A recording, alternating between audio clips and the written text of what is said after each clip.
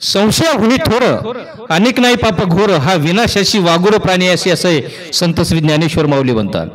आणि श्रीकृष्ण भगवंत म्हणतात की तुम्ही भयभीत होऊन जर जीवनभर अहिंसेचं आचरण केलं तरी तुम्ही पापीच, तरी तुम्ही पापी. साप येऊन आपल्याला रात्री चावेल, मित्र भीतीपोटी पाप कसं होतं पहा. साप येऊन रात्री आपल्याला चावेल म्हणून आपण त्याचा आधीच जीव घेतो. आणि सर्पमित्राच्या मनात सापाविषयी भीती नसल्यानं तो अलगद त्याची सेफ्टी पकडून त्याला जंगलात सोडतो.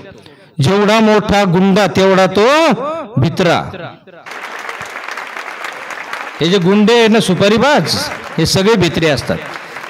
आणि जेवढा अध्यात्मातला माणूस असतो तेवढा बिनधास असतो. त्याचं कारण काय, तो निर्भय निश्चिंत आणि परमेश्वरावर विसंबून असतो.